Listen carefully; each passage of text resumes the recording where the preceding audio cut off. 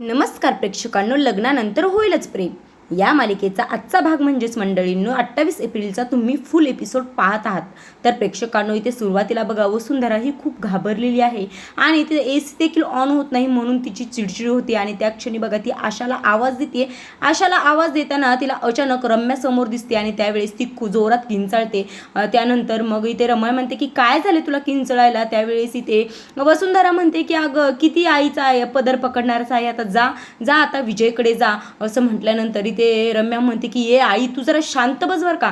त्यावेळेस मग वसुंधरा म्हणते काय झालंय, म्हणजे आज सुद्धा पहिल्या रात्री सुद्धा भांडून आलीस तू त्यांच्याबरोबर असं म्हटल्यानंतर इथे रम्या म्हणते की फक्त भांडूनच नाही, चांगली एक कानाखाली वाजून आलेली आहे मी असं म्हटल्यानंतर इथे वसुंधरा चिडते आणि म्हणते की काय बोलतेस तू, काय करतेस तू रम्या, तुला काही कळतंय का, तुला काही अक्कल आहे का असं म्हटल्यानंतर रम्या म्हणते की काय झालं अगं तुला माहितीये का, त्या काव्यानं माझं डोकं आउट केले. पहिलंच तिनं ना ती रूम फुलांनी आणि बलून्सने सजून ठेवलेली आहे आणि त्यात तुझा तो लाडका विजय काय म्हणतो माहितीये का.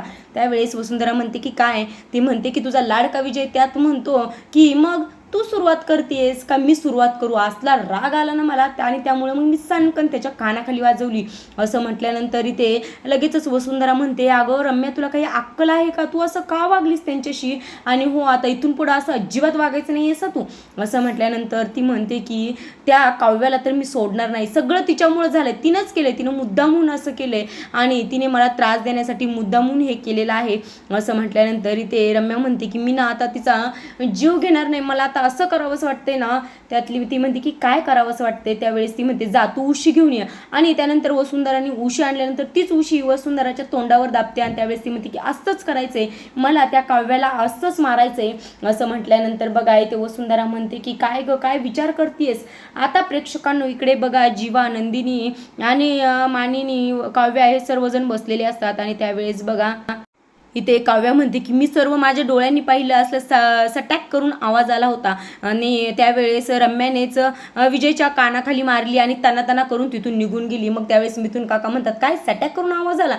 त्यावेळेस नंदिनी म्हणते की म्हणजे ही आपल्यासमोर प्रेमाचं नाटक करते आणि मागं मात्र बेडरूमचे नियम काही वेगळेच आहेत. आता यानंतर मानिनी म्हणते बघा की हे दोघं मिळून आपल्याला बनवतायत. यावेळी जीवा म्हणतो की हे दोघंच बनवतात का, मला तर वाटतं यात वसू आत्या सुद्धा सामील असणार असं म्हटल्यानंतर इथे मिथून काका म्हणतायत की वसू आत्याला वाटत असेल की ती मांजरीसारखं डोळे बंद करून दूध पितीये पण उसको नाही पता की हम उसको देखते. यावेळेस मग इथे मानिनी म्हणते की तुमची हिंदी तेवढी बंद करा. आता यावेळेस बघा इथे मानिनी म्हणत असते की विजय हा वेगळाच मुलगा आहे, अगदी त्या वसुताईला शोभून दिसतोय. आता प्रेक्षकांना यावेळेस बघा इथे यांचा प्लॅन असतो आणि त्यावेळेस इथे नंदिनी म्हणते की मग आता काय करायचं. मग प्रेक्षकांनो तेव्हा बघा काव्या म्हणते की जीवा त्या विजयला तू हँडल कर, आम्ही इकडे त्या रम्याचं काय ते पाहतो असं म्हटल्यानंतर मानिनी म्हणते की आता तुम्ही काय करायचे ते करा पण प्लीज तुम्ही स्वतःला सांभाळा आणि तुम्ही दोघीही प्रेग्नेंट आहात याची काळजी घ्या आणि आता आपण सगळे बसून प्लॅन करतोय, विक्रम आल्यावर काय होईल याचीच मला तर भीती वाटायला लागली. आता प्रेक्षकांनो यावेळेस बघा इथे नंदिनी म्हणत असते की आपल्याला त्या दोघांना सर्वांसमोर एक्सपोज करायचं आहे. आता प्रेक्षकांनो यावेळेस इथे मानिनी म्हणते की हो एक्सपोज करायचे, काय करायचे ते करा पण प्लीज तुम्ही प्रेग्नेंट आहात याची थोडीशी जाणीव ठेवा. आता प्रेक्षकांनो त्यावेळेस मिथून काका म्हणतात की वहिनी तुम्हाला एक सांगू का, या दोघांची जी मुलं येणार आहेत ना ती ना एकदम दबंग निघणार आहेत, नाही का गाजर खाती केस सोडवणारी अशी मुलं निघणार आहेत असं म्हटल्यानंतर सर्वजण जोरजोरात हसत असतात. आता प्रेक्षकांनो इकडे विजय बघा हा खूप चिडलेला आहे आणि रम्याने त्याला कानाखाली मारल्यामुळे त्याचा असा संताप होतोय आणि त्यावेळेस तो म्हणतोय की रम्या माझ्याशी गेम तर करत नाही ना, तिनं मला नकारच का दिला आणि ती माझ्याशी असं का वागली, माझं काही चुकतंय का किंवा ती माझ्याशी गेम करते का, माझा प्लॅन ती माझ्यावरच उलटवेल का. आता प्रेक्षकांनो इकडे बघा काव्या ही शांतपणे झोपलेली आहे आणि त्याच वेळेस बघा रम्या ही दबक्या पावलाने काव्याच्या रूम मध्ये येते आणि त्यावेळेस तिच्या चेहऱ्यावर उशी दाबून तिचा जीव घेते आणि त्यावेळेस बघा इथं तडपडत काव्या पडलेली असते. आता प्रेक्षकांनो हे काही रिअल नाही, हे ते वसुंधराला पडलेलं स्वप्न आहे आणि प्रेक्षकांनो त्याच वेळेस वसुंधरा दचकून स्वप्नातून जागी होते आणि आजूबाजूला पाहते तर काय ती उशी देखील नाही आणि रम्याही नाही. मग त्यावेळेस ती दचकून उभा राहते आणि शेजारी बघते तर तिथे तीच उशी घेऊन रम्या उभी राहिलेली असते. मग त्यावेळेस वसुंधरा म्हणते की ए रम्या, अगं बाई असं कुठेही उभं राहत जाऊ नको गं भूतासारखं, तुझ्या या भीतीनेच माझा जीव जायचा. असं म्हटल्यानंतर ते वसुंधरा म्हणते काय गं, तू काव्याला काही केलंयस का? काव्याचं बरं वाईट तू केलेलं नाहीस ना, तिच्या जीवाला काही केलं नाहीस ना. यावेळेस इथे रम्या म्हणते की तिच्या जीवाचं सोड गं, इथं माझा जीव जायची वेळ आलेली आहे. इथं AC देखील ऑन नाही. खाली हॉलमध्ये जाऊन झोपावं म्हटलं तर तिथं सोफ्यावरही झोपता येत नाही. माझी नुसती चिडचिड होती, किती गरम होतंय. असं म्हटल्यानंतर इथे लगेचच वसुंधरा म्हणते की महाराणी या मी तुम्हाला हवा घालते. आणि त्यावेळेस इथे रम्या म्हणते की तिकडे त्या रूममध्ये जाऊन झोपावं म्हटलं की तिथं तो नागोबा बसलेलाच आहे. म्हणजे विजयला ती असं म्हणत असते. आता प्रेक्षकांनो यावेळेस बघा इथे वसुंधरा रम्याला हवा घालत असते आणि त्यावेळेस ती म्हणते की रम्या, तू खरंच काव्याच्या जीवाला काही करणार आहेस का गं? पण तुला काव्याला जे काही करायचं असेल ना ते कर, पण प्लीज अगं तिच्या बाळाला काही करू नकोस. असं म्हटल्यानंतर इथे रम्या म्हणते की काय? मग त्यावेळेस वसुंधरा म्हणते की तू नाही का मग अशी म्हणलीस की मी काव्याचा जीव घेणार आहे. त्यावेळेस रम्याला आठवतं की मी म्हटले होते. मग त्यावेळेस ती म्हणते की ते वय ते मी म्हटलं, पण तुला खरं सांगू का आई, तिला असं जीव मारण्यामध्ये पॉईंट नाही, कारण तिला मारणं म्हणजे तिची सुटका झाली, पण तिला जिवंत ठेवून ज्या मरण यातना आहेत ना त्या भोगायला लावणं त्यात खरी मज्जा आहे आणि मी तेच करायला लावणार. आता त्यावेळेस ती म्हणते आई तुला माहिती आहे का गं ते गुरुजी काय म्हटले होते? ते गुरुजी म्हणले की माझं त्यांना पार्थ बरोबरचं लग्न दिसतंय आणि काव्याच्या हातात देखील त्यांना बाळ दिसतंय, पण हे गुरुजींचं म्हणणं काय आहे हे काही कळत नाही. त्यावेळेस इथे वसुंधरा म्हणते की हो अगं ते असंच म्हटले होते की मग त्यावेळेस इथे रम्या म्हणते की हो, पण मला तर एक डाऊट येतोय की गुरुजी तसं म्हणले खरं, पण ते असं कुठं म्हणाले की मला काव्याच्या हातात काव्याचंच बाळ दिसते, तर असं नाही म्हणाले. मग त्यावेळेस वसुंधरा म्हणते हो अगं ते असं नाही म्हणाले, म्हणजे काव्याच्या हातात नंदिनीचं बाळ गुरुजींना दिसलं असेल का? यावेळेस इथे रम्या म्हणते की कदाचित त्यांना नंदिनीचंच बाळ दिसलं असणार आणि माझं आणि पार्थचं त्यांना लग्न दिसलं असणार. आता यावेळेस बघा इथे वसुंधरा म्हणते की ए बाई तू काव्याच्या बाळाला काही करू नकोस.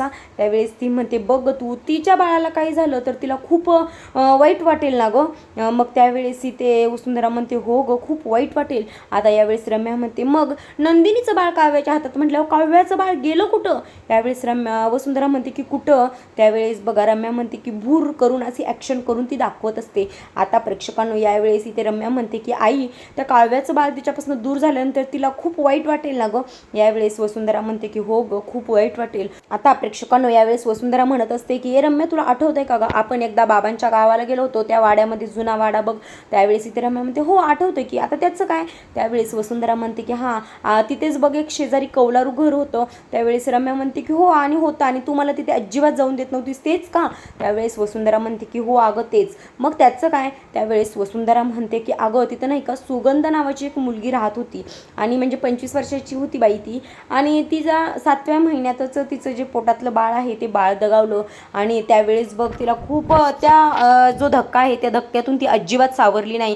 तिला घरातले खूप सावरायचा प्रयत्न केला, परंतु ती एवढी वेडीपिसी झाली होती ना की तिला काही कळतच नव्हतं. आणि त्याहून भयंकर म्हणजे ती त्या बाळाला म्हणजे माझं बाळ आहे असं समजून रिकाम्या पाळण्याला ती सारखं झुलवत राहायची. आणि यावेळेस इथे रम्या म्हणते की खरंच खूप भयंकर आहे गं हे. यावेळेस बघा इथे वसुंधरा म्हणते की हो खरंच खूप भयंकर आहे, पण यापेक्षाही भयंकर अजून एक गोष्ट आहे ती म्हणजे की आत्ता ती सुनंदा जी आहे ती 60 वर्षाची झालेली आहे आणि तुला सांगू का ती आत्ता देखील त्या बाळ आहे असं समजून त्या पाळण्याला झुलवत राहिली आहे. आता यावेळेस बघा ही जी स्टोरी आहे ती ऐकून इथे रम्याच्या डोक्यामध्ये काहीतरी नवीनच प्लॅन तयार होतो आणि त्यावेळेस ती म्हणते ए आई जा तू झोपी जा, माझी मी हवा घेईल जा तू. असं म्हटल्यानंतर वसुंधरा म्हणते काय गं काय चाललंय तुझ्या डोक्यामध्ये? त्यावेळेस रम्या म्हणते की नाही माझ्या डोक्यात काहीच नाही चालू, तू जाऊन झोप. आता प्रेक्षकांनो इकडे बघा जीवा आणि नंदिनी झोपलेली असतात. त्यावेळेस जीवा म्हणतो की माझी बायको झोपल्यावर किती बोळी दिसते आणि जागी झाल्यानंतर हिचा इनोसेन्स जो आहे तो जातो कुठे? असं म्हटल्यानंतर तो तिच्यापासून निघायला बघतो, पण त्यावेळेस बघा इथे नंदिनीनं त्याच्या शर्टला घट्ट आवरून पकडलेलं असतं. मग त्यावेळेस तो म्हणतोय असं काय हिचं?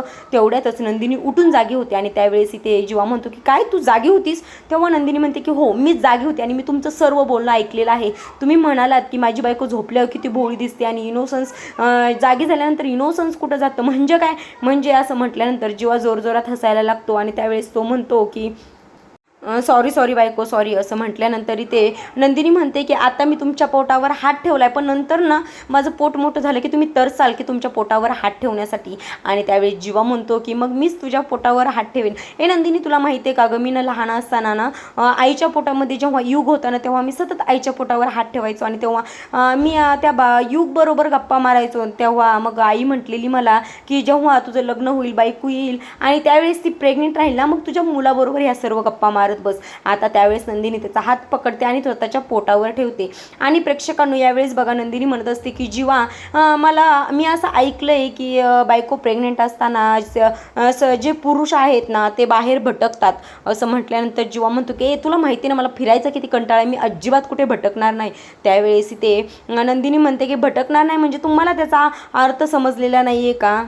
एडा बनके पेडा मत खाओ. मला माहिती आहे तुम्ही हे तुम्हाला सर्व माहिती आहे. त्यावेळेस इथे ती म्हणते की म्हणजे इथे पुरुषांना घरातलं जे गुलाब आहे ते नकोसं वाटतं आणि बाहेरची हिरवळ जी आहे ती पाहावीशी वाटते. आणि हिरवळमध्ये बघायला गेल्यानंतर तिथं जे शेवाळ आहे त्यावरती पाय घसरतो आणि पुरुष आपोआप पडतात आणि प्रेमात पडतात असं तिला म्हणायचं असतं. आता प्रेक्षकांनो यावेळेस बघा जीवा म्हणतो की ए बायको तू असली पुस्तक वाचतेस कुठेस कुठून, मला तरी दे अगं ते वाचायला, मला तरी माहिती होईल तुझ्याबद्दल असं हे सर्व काही तू कुठे ऐकतेस ते. यावेळेस बघा इथे ती म्हणते की ओ गप्प बसाव, मी तुमच्याशी सिरियस बोलते, तुम्ही माझी काय थट्टा करताय. असं म्हटल्यानंतर इथे जीवा म्हणत असतो की हे बघ नंदिनी मी तुला कधीच तुझ्यापासून दूर जाणार नाही आणि तू जशी आहेस तशी मला खूप आवडतेस आणि तू प्रेग्नेंट असलीस काय आणि कशीही. मग त्यावेळेस इथे नंदिनी म्हणते की अहो पण जी आता माझ्या फिगरवर तुम्ही प्रेम करताय ना ते नसणार आहे, थोड्या दिवसात जे माझे गाल आहेत ते वरती येतील आणि माझं पोट देखील असं मोठं होईल आणि मग त्यावेळेस काय. मग त्यावेळेस जीवा म्हणतो की तू कशी असलीस तरी तूच माझं गुलाब आहेस आणि मी तुला आयुष्यभर असंच जपून ठेवणार आहे. आता प्रेक्षकांनो यावेळेस बघा इथे जीवा नंदिनीला म्हणत असतो की मी आवडतो पण मला प्लीज एक किस दे. आता किस द्यायला जाणार तेवढ्यातच बघा घड्याळाचा अलार्म वाजतो आणि त्यावेळेस म्हणतं काय टायमिंग आहे ना आपला लगेचच ह्याला पण काय वाजायचं होतं. मग त्यावेळेस इथे नंदिनी म्हणते टायमिंग वगैरे काय नाही, ऑफिससाठी जायचे, चला उठा आत्ताच्या आत्ता जा आवरायला लागा. आता यावेळेस जीवा म्हणतो की प्लीज दे ना. त्यावेळेस ती म्हणते की नाही भेटणार नाही. आता प्रेक्षकांनो इकडे बघा इथे विजय हा रम्याकडे आलेला असतो आणि त्यावेळेस रम्याचा चेहरा पाहता क्षणी त्याला रात्री जे काही घडलं, जे कानाखाली वाजवली ती आठवते आणि त्यावेळेस तो लगेच पाठमोरा होऊन त्याचं जे टॉवेल वगैरे आहे ते घेऊन जातो. पण प्रेक्षकांनो त्याच्या टॉवेलजवळच तिथे रम्याने एक चिठ्ठी लिहून ठेवलेली असते आणि त्यावेळेस सॉरी करून लिहिलेलं असतं. मग त्यावेळेस बघा हा विजय जो आहे तो कसलाही विचार न करता लगेच तिच्याकडे बघून स्माईल करतो आणि त्यावेळेस बघा इथे रम्या म्हणते की खरंच आय एम रिअली सॉरी, मी परत असं कधीच करणार नाही, माझा कसा तोल गेला ते मला कळलं नाही आणि मी माझ्या रागावर कंट्रोल करू शकले नाही, खरंच आय एम रिअली सॉरी. असं म्हटल्यानंतर इथे लगेचच विजय म्हणतो की इट्स ओके, बरं चला बाबा आता मला 2 दिवस सुट्ट्या झालेल्या आहेत, आता मला ऑफिसला जायला पाहिजे, खूप काम पेंडिंग असतील. यावेळेस बघा इथे रम्या म्हणते की काय तू ऑफिसला जाणार, मग माझं काय, मला इथे हे परत लोक त्रास द्यायला लागतील. यावेळेस बघा इथे विजय म्हणतो की नाही तुला कोणीही त्रास देणार नाही आणि त्यावेळेस ती म्हणते की मी एकटीच राहील, मला कंटाळा येईल रे. त्यावेळेस इथे विजय म्हणतो की नाही असं काही होणार नाही. मग त्यावेळेस बघा इथे लगेचच रम्या म्हणते की मी तुझे फॉर्म जॉईन करू का.